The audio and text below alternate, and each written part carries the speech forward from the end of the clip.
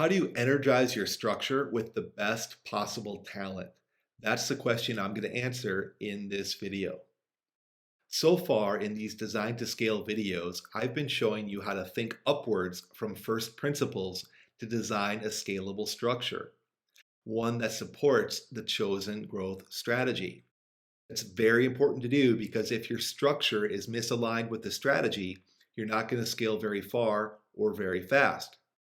However, a structure would be like a dead skeleton. It's of no use to anyone unless that skeleton is energized with life. Okay. And how we bring a structure alive, a business structure alive, is we need to energize it with the right people and the right processes. In this video, I'm going to show you how to assess the talent you have and the talent you can acquire or get or hire to energize key roles in the structure. And I'm going to do it in a way that allows you to think more systematically than you've ever been able to do before. Let's get after it. So let's imagine that you're the CEO of a rapidly growing company and you're looking for a new sales leader. This is represented by the sales function on my screen here. And what we're saying is that you're looking for the right leader to drive or to energize your sales function. Now, just looking at sales, the word sales in a box doesn't tell us very much. Okay, so of course, behind the scenes, we have a role scorecard, right, which describes the skills we're looking for, the cultural alignment that we demand, the compensation we're willing to offer, the key accountabilities, key performance indicators, and those kinds of things. So just humor me that those things are there behind sales. But one thing that you won't find in most job descriptions and role scorecards still is the style of leader that we're looking for. Now, style doesn't mean what they look like or how they dress. Style means how they approach the job. And how a leader approaches their job, how they manage the complexities of their environment, has a lot to do on their impact and their performance. And so I want to show you how to create a code, a style code that you can use to match the best candidate into the right role. In organizational physics parlance, we use a four-letter code. It's called PSIU.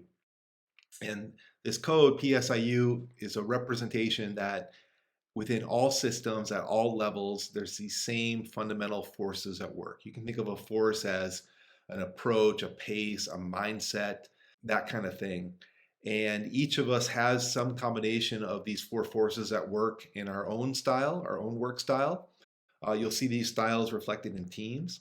And really critically, you'll see them represented in organizational functions and even entire companies. So these four forces are at work everywhere. By learning to recognize them and kind of call them out consciously, you're going to become much more astute at finding the right talent for a given role. So PSIU is the acronym, and the P stands for the producing force.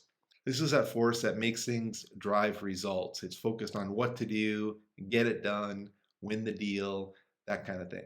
The S in PSIU stands for the stabilizing force, and this is the force that makes things controllable, repeatable, how to do things the right way. The I in PSIU stands for the innovating force. This is the force that causes things to adapt and disrupt.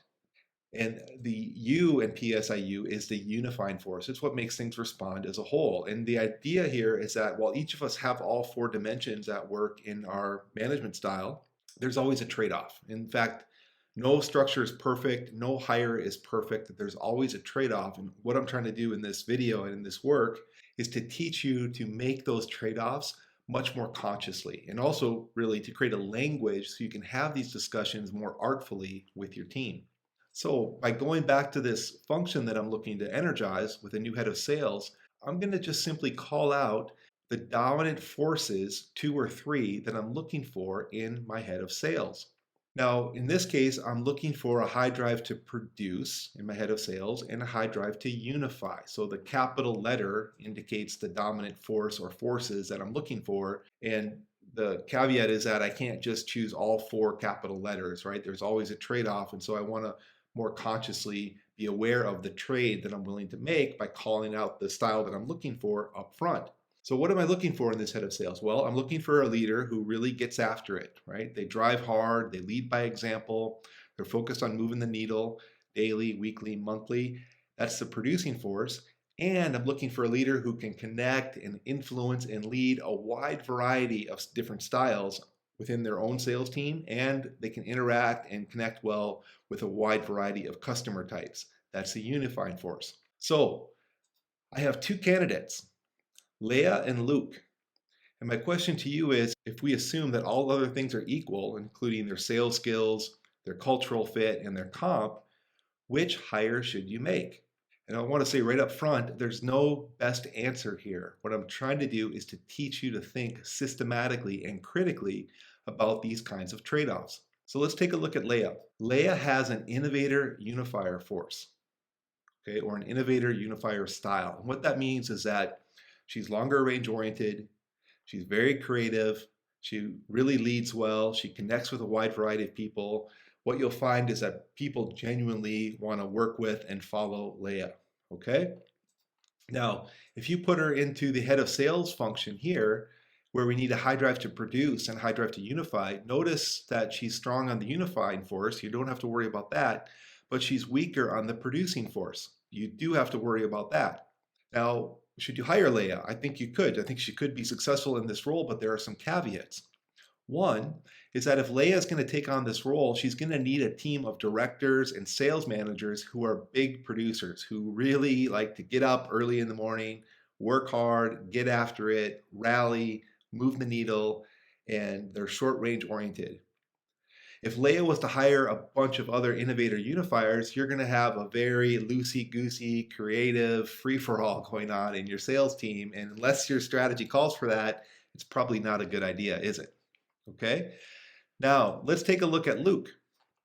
Luke has got a producing stabilizing style, which means that he has the engine we're looking for, but he's also very process and detail oriented. So Luke likes to get up in the morning, pay attention to short range results, how the work gets done, and make sure that he's running a tight ship.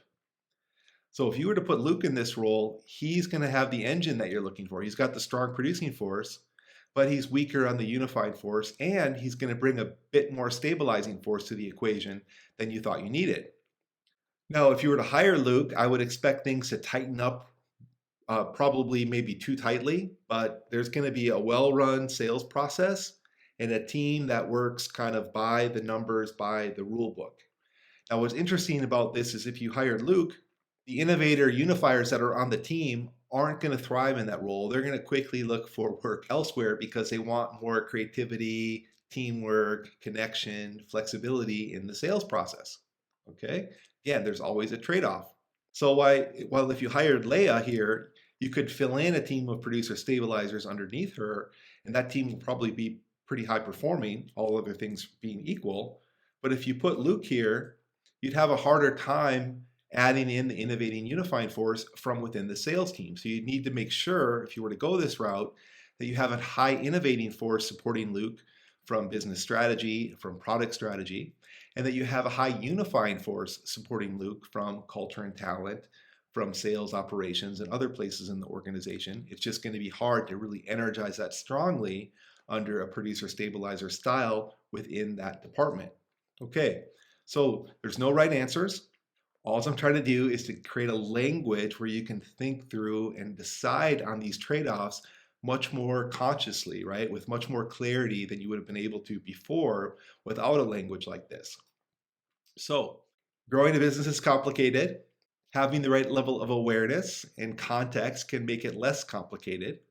And if you like this way of thinking, here are some additional resources.